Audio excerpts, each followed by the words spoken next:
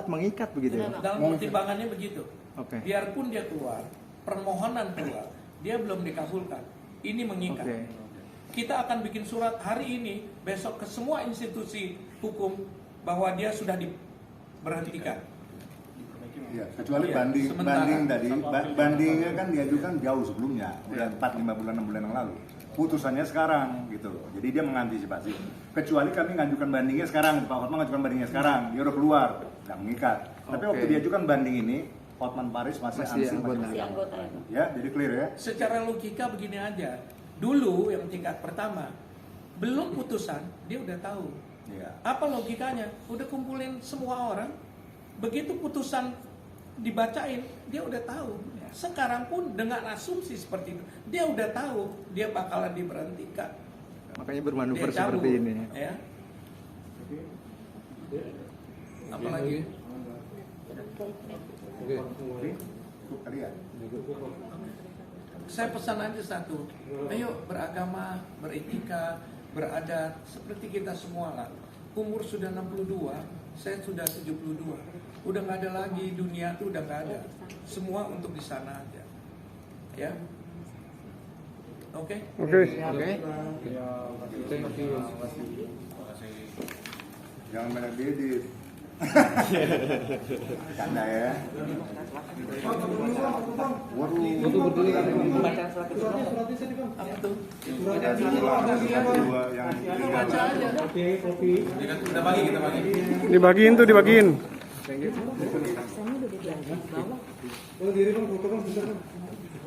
Ya foto dulu gitu nih Om. Pakai itu nih ya. Tetap di depan ini Bang, gitu Bang. Oh Bang, gitu Bang. Tadi maaf. Dari kanan Bang ini.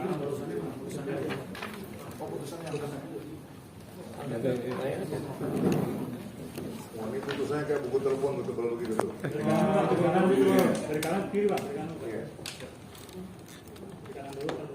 Bentar. Kanan Bang.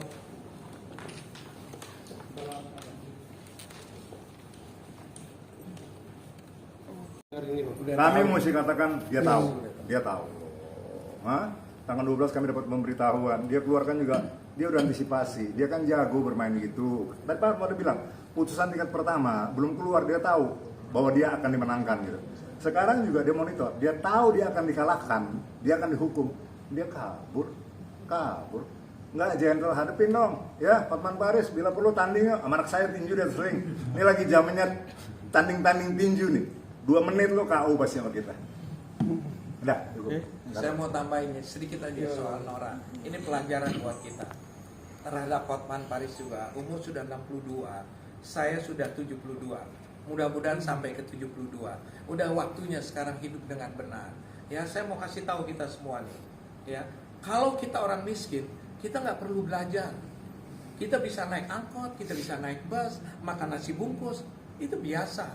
Yang harus belajar, jadi orang kaya.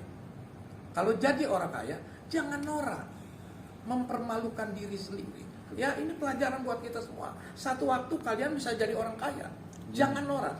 Ya, waktu kita miskin, biasa makan nasi bungkus. Oke? Itu aja. Sudah berumur 62, baliklah beragama, baliklah beretika, beradat. Ya, sudah 62 tahun, saya udah main sama cucu-cucu. Kok masih gendong-gendong perempuan dewasa? Itu bukan pelanggaran etika yang kami adukan, bukan.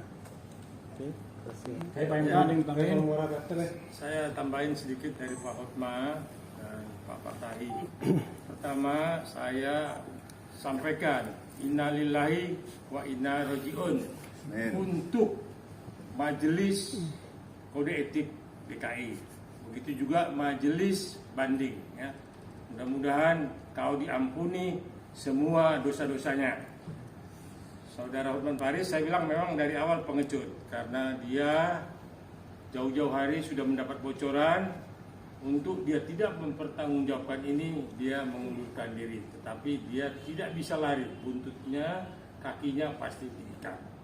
Jadi sekali lagi kami minta Peradi, pimpinan OTO harus tegas. Kalau enggak, saya bilang juga kalian innalillahi wa inna lillahi rajiun. Amin. Sedikit bang, ini kan terkait hukuman sendiri gitu ya. Udah bang. Ya. Ya. Jangan kita. Assalamualaikum warahmatullahi wabarakatuh. Salam sejahtera buat kita semua ya. Terima kasih untuk kehadirannya, untuk mendapat keterangan yang baik dari semua pihak. Terutama saya mau sampaikan dulu, ini dalam bulan puasa, bulan suci kita, supaya kita diberikan kesabaran, ngomong yang manis ya. Kami melakukan konferensi pers ini bukan semata-mata ditujukan untuk seseorang. Kasarnya bukan untuk Hotman Paris ya. Ini semua demi kebaikan dunia advokat, peradilan advokat kita. Ya, kita tahu ada tokoh yang tidak baik yang sudah diskors 3 bulan. Kalau saya secara bercanda bilangnya begini, advokat itu cacat moral. Ya, kalau piring pecah mau disambung lagi ya sudah pecah. Ya, kalau di DPR itu dikenal pergantian antar waktu. Dia dapat waktu 3 bulan untuk merenungin kelakuannya itu. Ya, bukan saya yang bicara ini, saya bacakan nanti. Ya, jadi mesti jelas.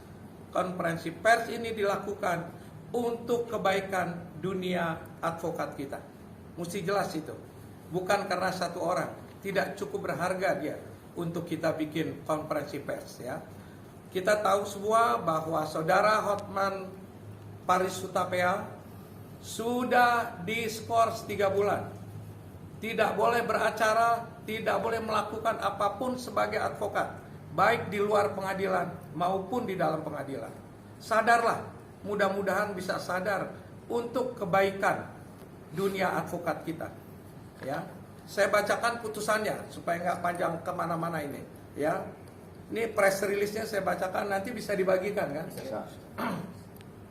Hotman Paris Hutapea terbukti melanggar kode etik dan diberhentikan sementara dari profesi advokat.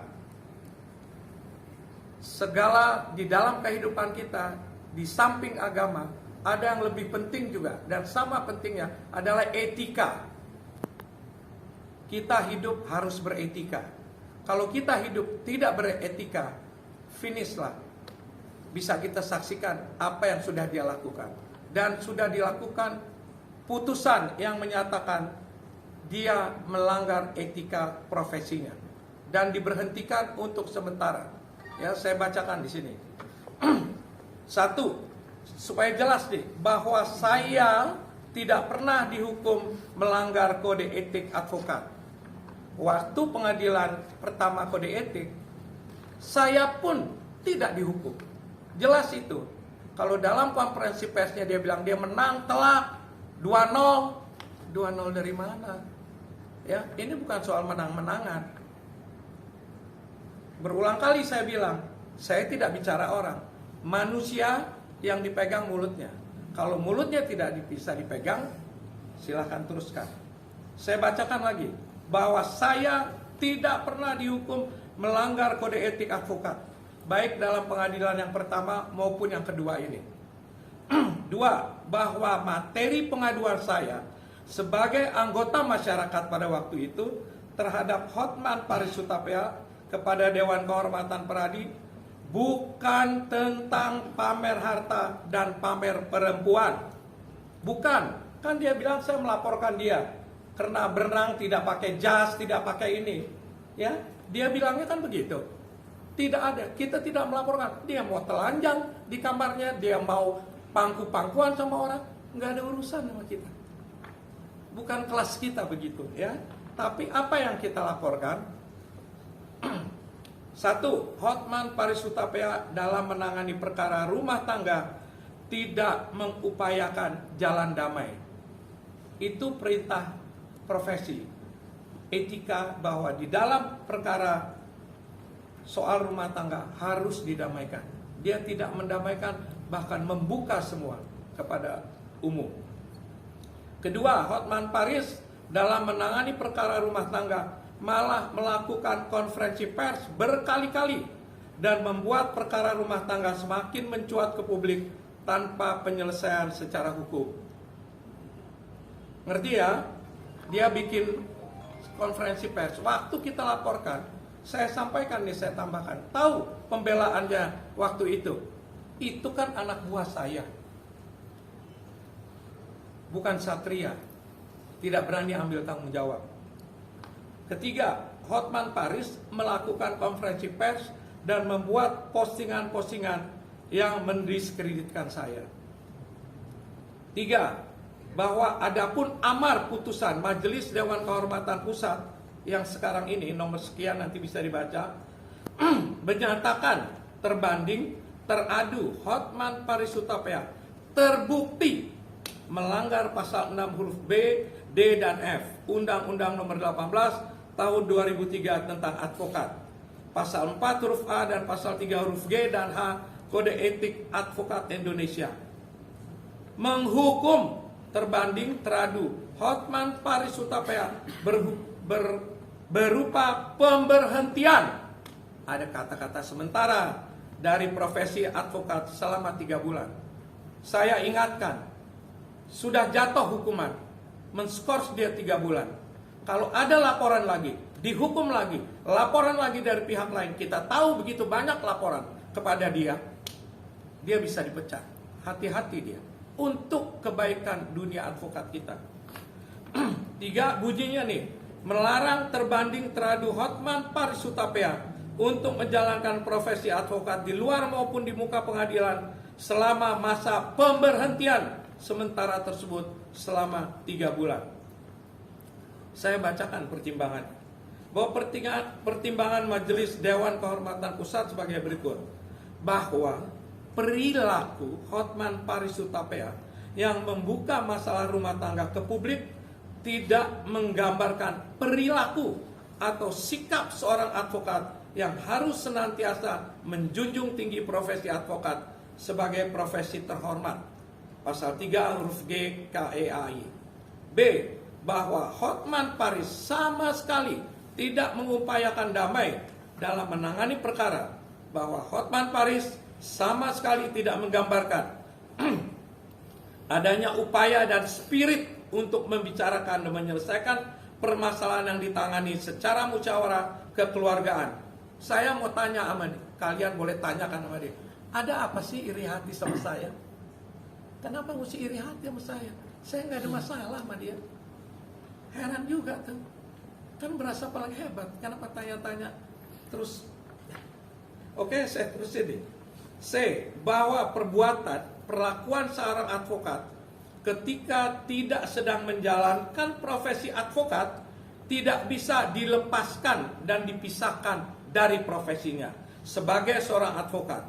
Dalam hal mana perbuatan perilaku seorang advokat ketika tidak sedang menjalankan profesi advokat secara sedemikian rupa akan dapat mempengaruhi citra dan martabat profesi advokat itu sendiri.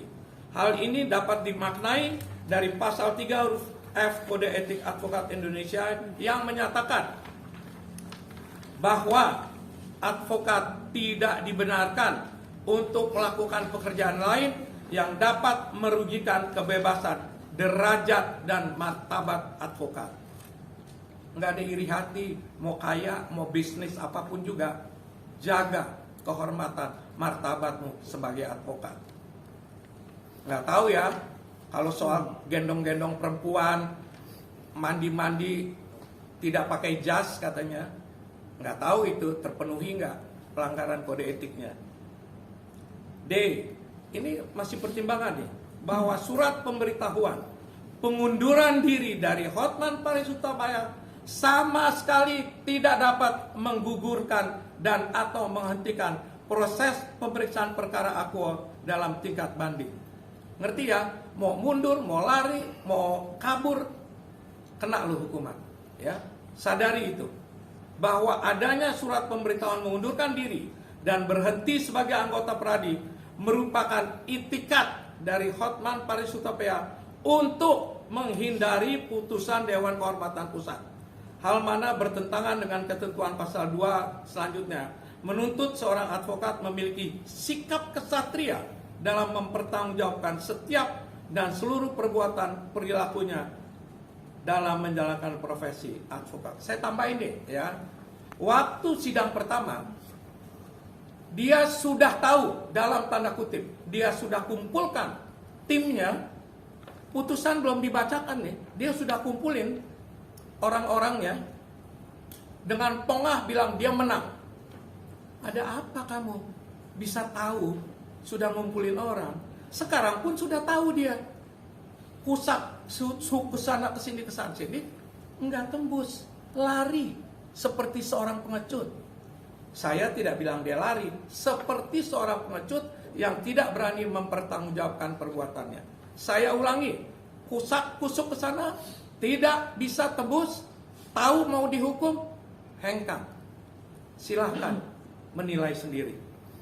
5. Bahwa putusan Majelis Dewan Kehormatan Pusat tersebut di atas telah berkekuatan hukum tetap, sehingga menurut hukum segala bentuk tindakan yang dilakukan oleh advokat yang bernama Hotman Paris Hutapea dalam menjalankan profesi advokat, baik di dalam maupun di luar pengadilan, adalah cacat menurut hukum, karena yang bersangkutan telah dijatuhi hukuman berupa pemberhentian sementara selama 3 bulan. Soal 3 bulan, mau 1 tahun, mau 2 tahun, cacat kau. 6. Bahwa demi hukum kami minta kepada seluruh institusi penegak hukum untuk menolak segala bentuk pendampingan bantuan hukum yang dilakukan oleh Hotman Paris Hutapea, law firm Hotman Paris and Partners. Hari ini kami telah menyusun surat pemberitahuan untuk segera dikirimkan ke institusi Mahkamah Agung, Menkumham, Jaksa Agung, Kapolri, dan institusi terkait lainnya. Itu kode etik mengatakan kalau hukuman berkekuatan hukum disampaikan kepada semua petinggi hukum bahwa yang namanya Hotman Paris Hutapea sudah diberhentikan sementara 3 bulan. Kepada seluruh Majelis Dewan Kehormatan Daerah tingkat pertama untuk mengoreksi diri karena putusannya telah dibatalkan oleh Majelis Dewan Kehormatan Pusat.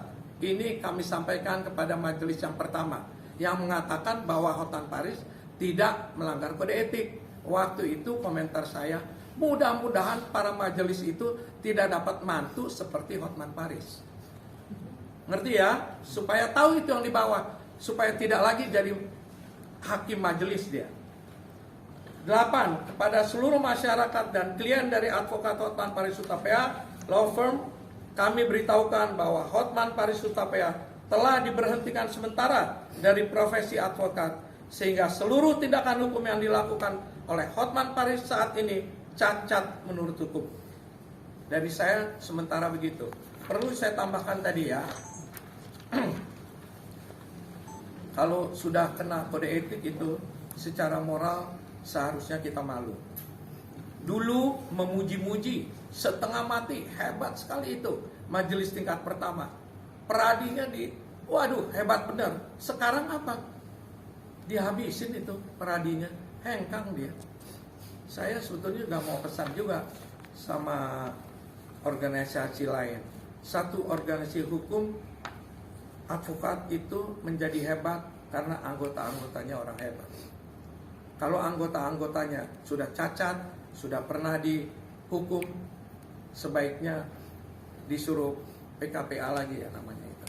Dari saya sementara itu aja. Tambahin lah yang lain ya. Dikit Bang, itu terhitung tanggal berapa Bang? Pemecatannya Bang, terhitung tanggal berapa? Sejak diberitahukan kepada dia. Kalau dia pintar, dia belakang nggak tahu juga. Terhitung. Bisa juga. Kan Ya, licik kalau pintar ke kan. kami itu per tanggal 12 April. 12. Sampai sekarang tanggal berapa sekarang? 18 ya? 19? Ya, jadi dia udah berarti tanggal 12 ke 19, udah 7 hari dia itu nggak boleh ngapa-ngapain sebenarnya. Makanya kita mesti launching sekarang, biar masyarakat tahu, orang-orang yang butuh jasa hukum tahu bahwa dia nggak boleh lagi menerima kuasa, dia nggak boleh mendampingi, dan dia tidak boleh lagi menjalankan profesinya sebagai advokat minimal 3 bulan. Dan ini masih banyak laporan lain ya. Mudah-mudahan kita harapkan ujung-ujungnya bukan cuma skorsing, tapi memang dipecat. Kenapa saya bilang masih dipecat?